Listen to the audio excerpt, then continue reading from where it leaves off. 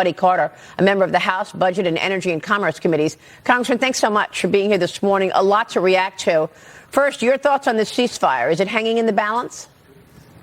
Well, it is hanging in the balance, and it's really up to Iran. They're the ones who are going to have to decide whether or not they want peace. And their actions thus far indicate that they don't want peace. Now, after what they have experienced over the past few days, you would think that they'd be at the peace table. And I encourage them to get to the peace table because, look, the world is much safer today than it was 4 days ago. President Trump has made sure that Iran is not going to have a nuclear bomb. He's made that clear. You are not going to have a nuclear weapon. We cannot afford to let that happen. The world cannot afford to let that happen. And I applaud him for doing that. I think this is the way that you achieve peace through strength. Finally, we have a president who understands that and who knows how to utilize that. Well, it's all extraordinary. There's no doubt about it. And the president has made an enormous impact. The most consequential president that we've seen. Meanwhile, senators are returning to Washington today. The clock is ticking down on the July 4th deadline to pass the big, beautiful bill.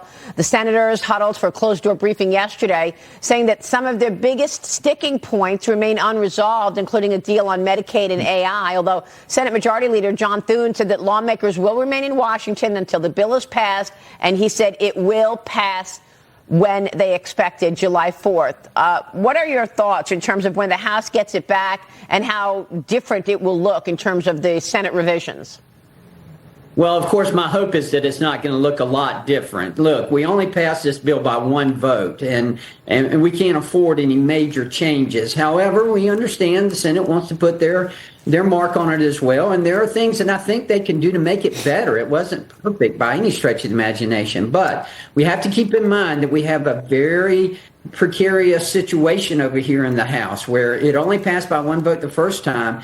Any major changes in it, particularly to SALT and some of the other areas, some members have already indicated that they're just not going to be able to support it. So I want to make sure that we get this passed, and we are going to get it passed. I'm very confident that this is going to get done. Yeah, and this morning I'm talking with Tiffany Smiley, and Tiffany, we've already heard from some of those lawmakers. Mike Lawler was on this program. He said it is a no-go, the fact that the Senate pushed the SALT deduction cap back down to $10,000. Jump in here. Yeah, I think they will get to the bottom of it. I was just talking with senators just last week, and they are very confident. When you look at what everyone is saying on the Hill, I think there's an energy, and Congressman, you could report back to this, but there's a positive energy going forward that they will reach this deal. It's going to happen, and it needs to happen. So maybe there'll be some more negotiations between now and this weekend. But Congressman, I think it's going to get through. Look what President Trump just did on the world stage. I think that helps boost Congress and the Senate to get this done for the president. It's a good question. Do you think that President Trump's leadership in the Israel-Iran conflict has motivated some senators who were initially pushing back, saying, I can't vote for it at this juncture? Are they, softening their stance here, given President Trump's enormous impact on peace in the Middle East?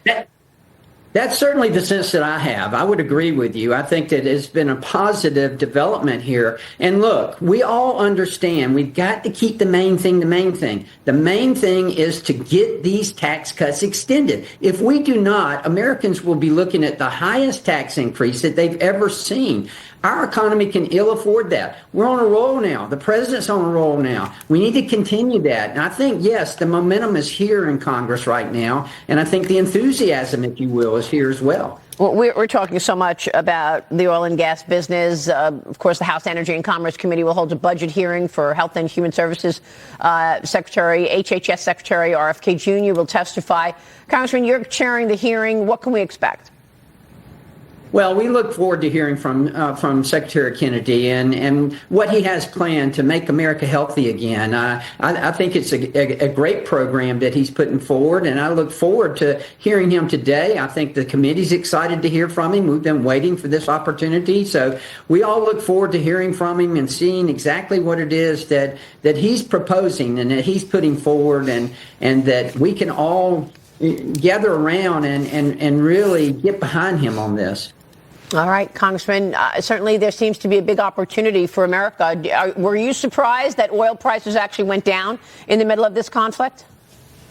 Quite honestly, yeah, I was a little bit, but at the same time, I'm certainly pleased. And again, this is the golden age. I mean, look what has happened. The world is safer now. Israel's safer now. The U.S. is safer now. The world is safer now, thanks to a president who understands how to use strength.